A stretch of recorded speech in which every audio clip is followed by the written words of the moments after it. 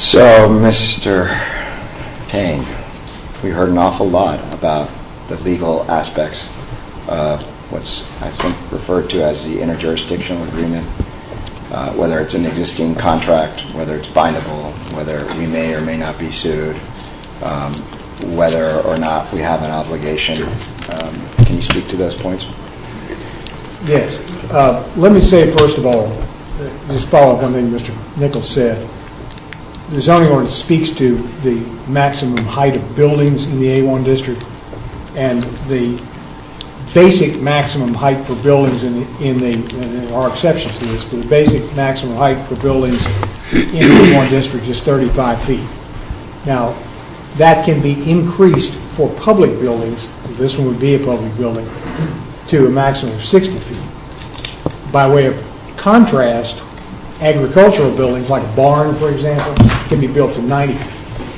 So when, I think Mr. Nichols said that this pump facility structure is approximately 35 feet, that's the height of a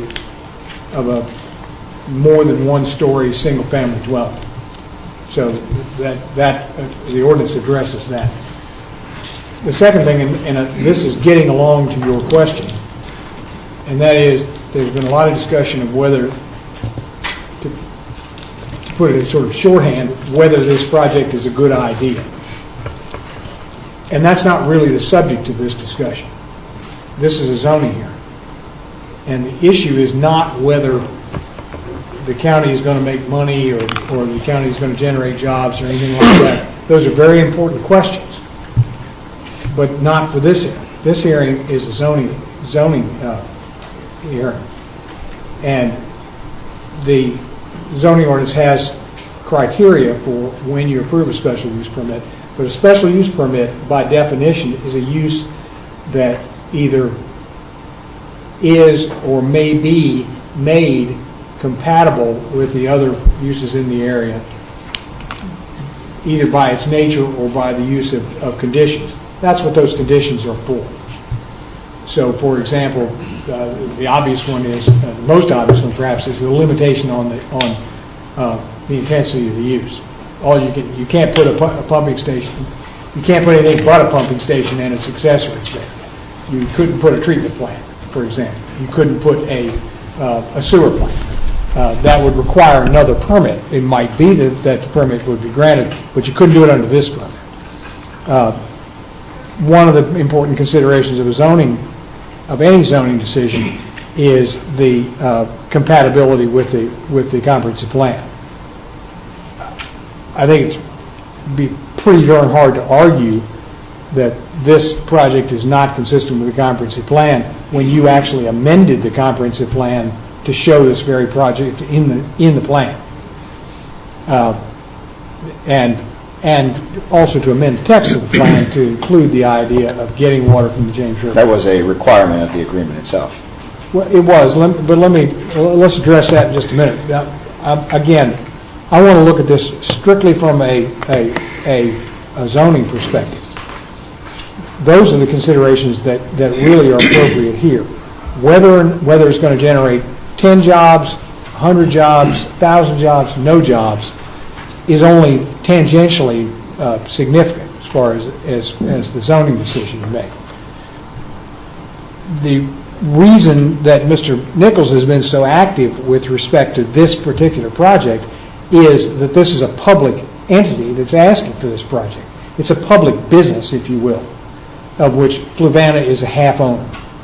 And Mr. Nichols is a member of the board of directors of the James River Water Authority. By your appointment, I don't want people thinking that this is some private business. I'm representative as the county administrator. It's not some side job. Just like I am in the Central Virginia Partnership and the other organizations. Right. It's part of my job. This is not some side job, but this is the county's representative on the James River Water Authority. So I think it's important to separate those two concepts. Now, that may be a long-winded intro to answering your question directly, but the reference that was made to the so-called interjurisdictional agreement is correct. There is an agreement between, well, it's among four parties, actually. It's among Fluvanna County, Louisa County, the Louisa County Water Authority, and the James River Water Authority, those four parties. And it does contemplate that there will be a project to bring water from the James River near Columbia to, if you will, Ferncliff. That's my word, not the words of the agreement. But some of the language of this contract says that Louisa, Fluvanna, LCWA, and JRWA, and referred to as the parties, mutually desire to enter into this agreement for the purpose of delineating their respective rights and duties regarding a water line, James River pipeline, from a point on the James River near the town of Columbia to a point in Louisa County. It's one of the whereases. One of the other whereases is the planning, design, acquisition of real property, and construction of the James River pipeline will require, among other things, a great deal of planning, engineering work, and site acquisition. Then you get into the substance of the contract, and the substance of the contract lays out who has the obligation to do what with respect to this pipeline. And when I say this pipeline, it does contemplate both pipelines, both the James River JRWA pipeline and the LCWA pipeline that connects that then to Louisa County. And there are obligations of the parties to, for various things, funding of construction, things like that. The route of the pipeline as a general or approximate location is shown on an exhibit to this document. There's a specific provision regarding Fluvanna,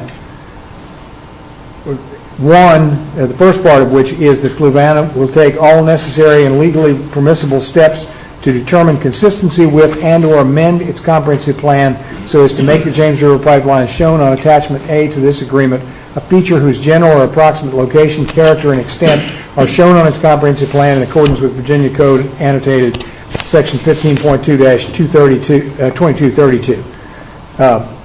That's the first thing. You have done that because you amended the comprehensive plan in, I think, 2013, to actually to show this line in this approximate location. You also amended the comprehensive plan recently in 2015 to update it, and you included that line in that recent update along with some revisions to the language that reflected the appropriateness of this pipeline as far as the zoning, the planning for the future. Then, in addition, the next provision, also in section 1.4 of the agreement, is, and I quote, "Fluvanna will take all necessary and legally permissible steps to ensure that the James River pipeline and its facilities are and remain permitted under its zoning ordinance."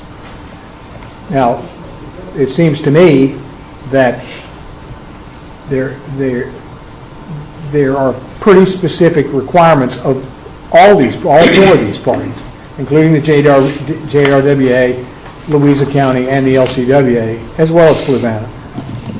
Each one has different rights and different remedies. And one important aspect of this is that this agreement is what I would describe as partially executed. And that is, everything's not built out and it's not complete, obviously, but certain parts of it have been done. A notable part is the amendment to the comprehensive plan on the part of this county. The LCWA is obligated to build the line. It's had, and you saw the figures that Mr. Nichols gave you, substantial expenditures pursuant to it. So, do we have an obligation? In my opinion, we do have an obligation. The point is that this obligation was undertaken by the Board of Supervisors in 2013. I'm not going to comment on whether if Louisa isn't happy with our performance, we would get sued. as one of my teachers in law school said, you can always sue. So I'm not going to undertake to guess about that. I'm not going to undertake to predict what might happen. But I will say that I think the best way to summarize it in the vernacular, if you ask me to do that, is that when you entered into this contract, that ship left to harbor. The train left the station. The issue then is, what do you do with this zoning issue? That's what you've got to do. I have a quick question, please. And before I forget, what you said, that stipulates a point in the Columbia area. It doesn't stipulate point of fork. It doesn't get down to the nitty gritty of this is where the intake's going. So let's say, I'm just let's say, and like I always do, I think as I'm talking. I like that about you. That's it. Let's say that the point of fork is not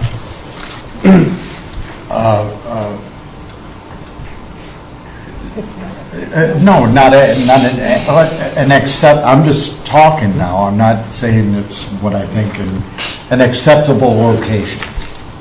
I'm just trying to follow your grammar. Okay, point of fork, that specific spot where that 35-foot building is going. This is the attachment to the agreement. That agreement was not specific as to location. That attachment is attached to this agreement. It's kind of showing it there. Then why is it in writing, it's a location near Columbia? It doesn't say, it isn't specific. It is very specific in incorporating by reference that map as an exhibit.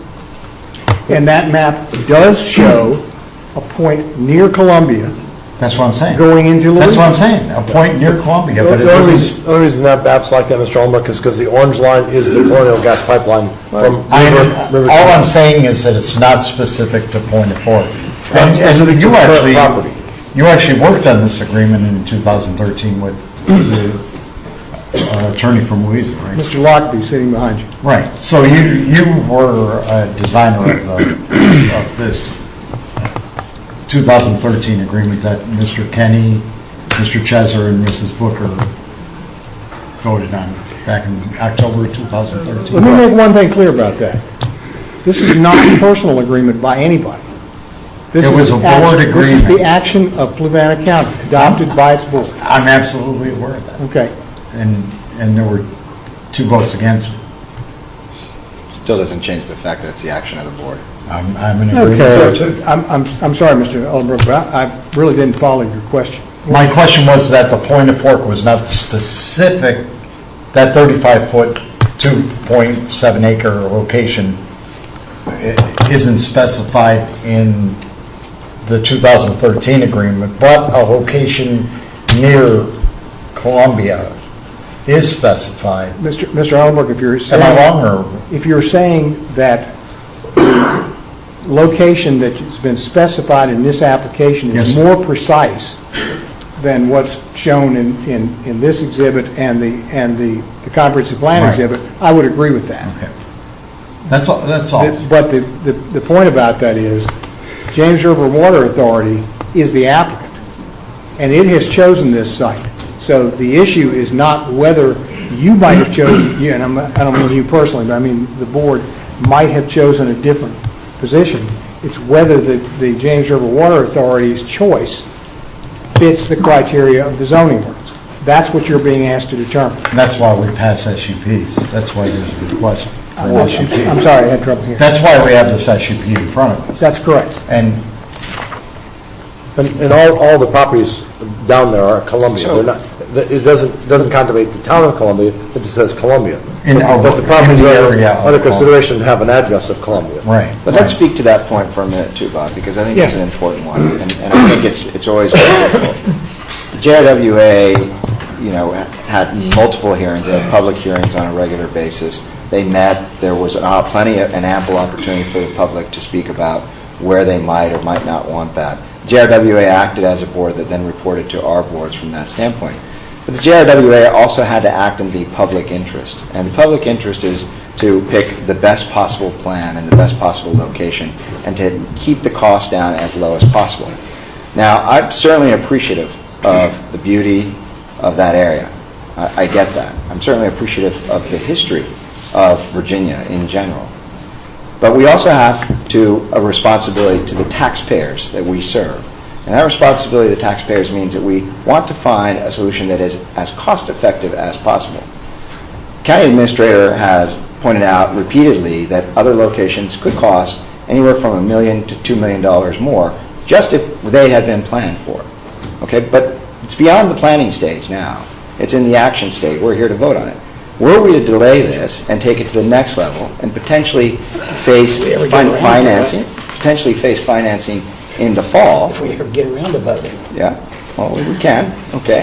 But were we to do that, all right, it's possible that interest rates would have risen at that point in time. A quarter-point rate interest amount on $50 million is another $1.5 million. Is it fair to ask the remaining taxpayers of Fluvanna to subsidize the 3 taxpayers that are being affected by this particular SUP to the tune of anywhere between $300 to maybe $600 per taxpayer? Is that right for us to do because we think it's a pretty piece of property?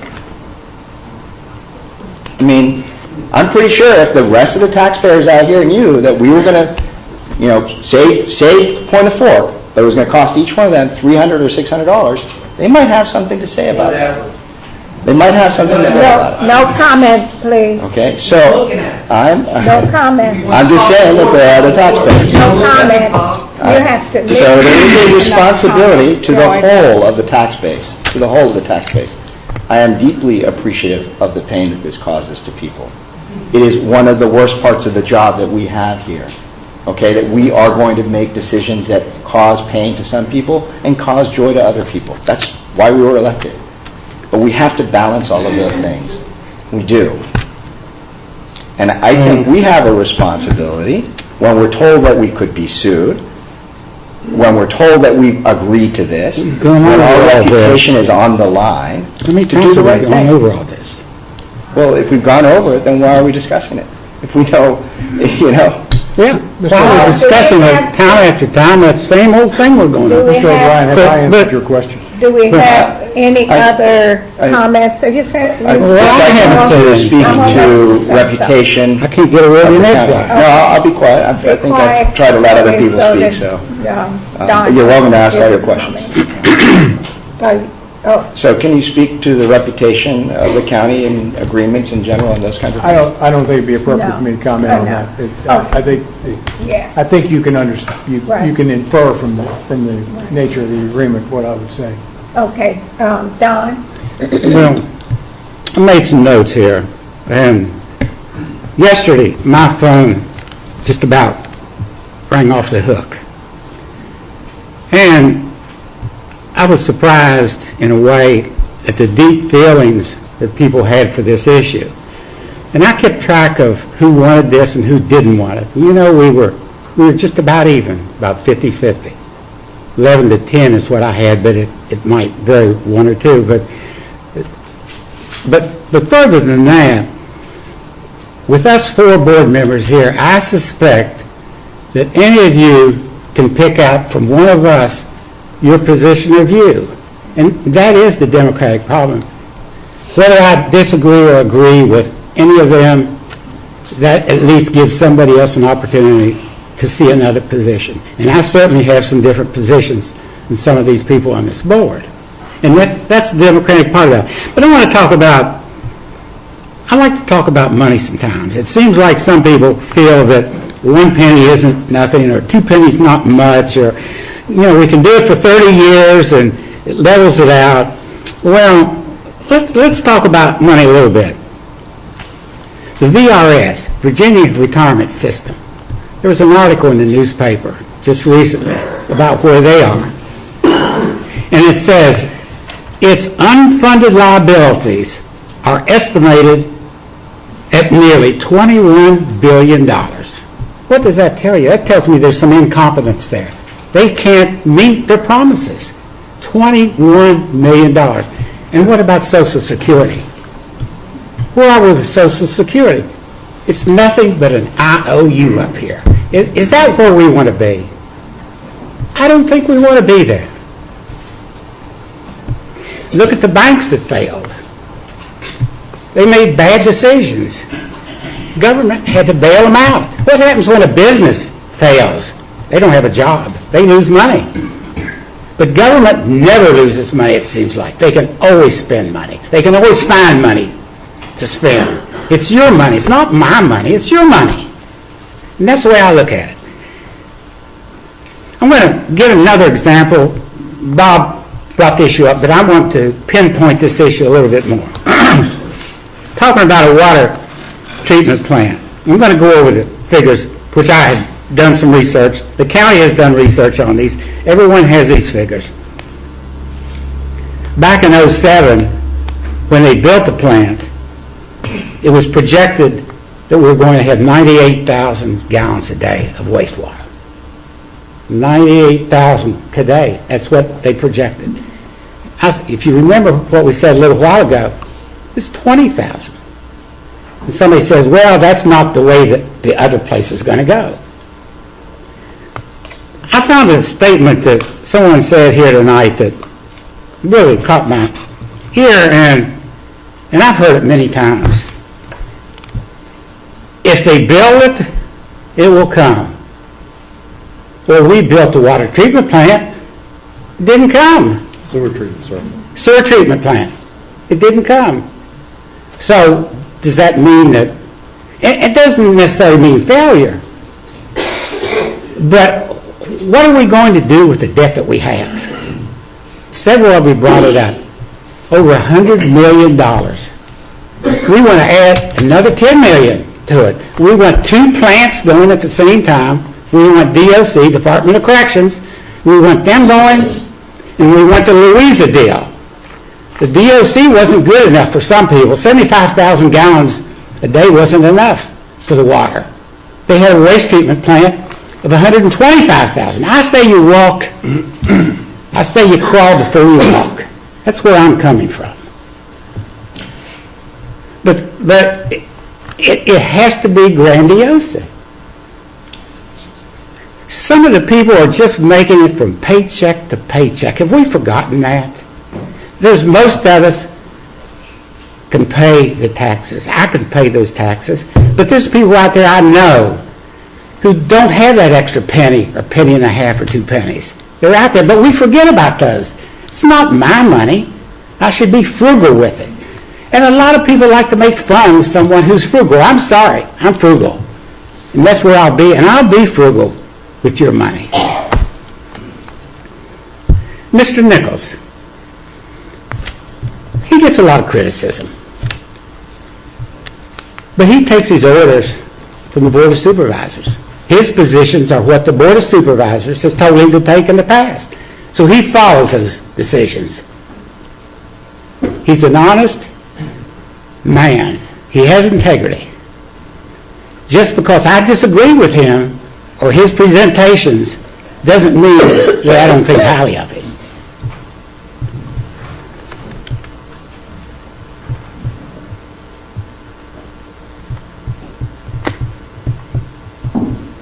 Do you know how much debt we have for every man, woman, and child in this county? How much debt is there? Do you realize where we are today? That's not the add-on of another $10 million. It's only $10 million they're talking about. It's $3,800 for every man, woman, and child in this county. And they want to add more. Well, we can do it for 30 years. Hey, why not do it for 40 years? It'd be less. That's the attitude of government anymore. Do it longer, stretch it out, and make your children, grandchildren, and great-grandchildren pay for all this. Because we were, several years back, and I've repeated this before, we were 13th in the state of Virginia in debt per capita, ranked among all the other counties and localities. We were 13th. I believe sometimes we're going for number 1. I don't want to be number one. I want to be maybe in the middle. And do we need to raise taxes sometimes? Yes, we do need to. But there is growth. But every solution is thought of as, well, here we haven't taxed this, well, we haven't, that's all you hear from government. Their solution all the time is to spend more money and raise more taxes. I don't believe in all that. I never have. I'm frugal, and I think I should be frugal with your money, and I will be as long as I'm on this board. So that's basically what I had to say, and I don't want to add to $101 million in debt, and I love Fluvanna County. Thank you. So, Mr. Weaver, what money are we setting aside right now for the next school that we're going to need to build? How are we doing that right now? Are we doing it? What's your solution? No, I'm asking you, because... I'm not going to get in an argument. You want to argue all the time. I'm not arguing with you. You're saying that you're looking out for the taxpayer's dollar, right?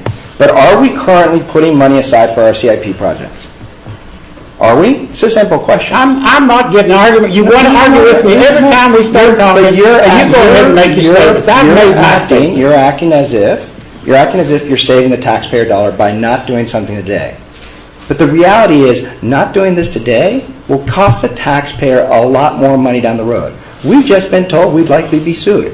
We might be sued and have to pay for it and get nothing from it. Is that smart? Okay? Is it smart when we put the reputation of the county online because we break business deals? Is it smart when we tell the rest of the world you can't do business with Fluvanna? Is that saving the taxpayer any dollars? If you're willing to sit down and say, yes, I'm going to start funding CIP programs, I'm going to pay for that new fire truck, I'm going to pay for that 911 system, I'm going to make our core services better, and as Joe Thomas himself said, you need to raise the rate to about $1.25 if you want to be a veteran community. If you're willing to do that, if you're willing to take care of the services that our county needs, then do that. Okay? But don't argue for fiscal conservatism when you're doing the very least of all the counties in the area, and you're not competing. And so when property values drop, and when people leave this county, and when a county fails, you can look at it and say, I was a conservative. Okay? Spending a half a cent right now, a quarter of a cent right now, to solve long-term water and infrastructure needs for our county for generations to come, that is not being fiscally inconservative. That is as good of a deal as you will ever see. And I know you like good deals. And I know you care about the reputation of this county. And I know you care about the people. But this isn't a way to do that. Okay? Saving a quarter of a penny right now is not going to solve that problem. And you do not have a solution for the $500,000 or the jail board. You don't have a lever that you can provide for that. So when we sit down at budget season in a few weeks, and we've got to talk about raising that tax rate above 90 cents, the only solution you will have is to cut something.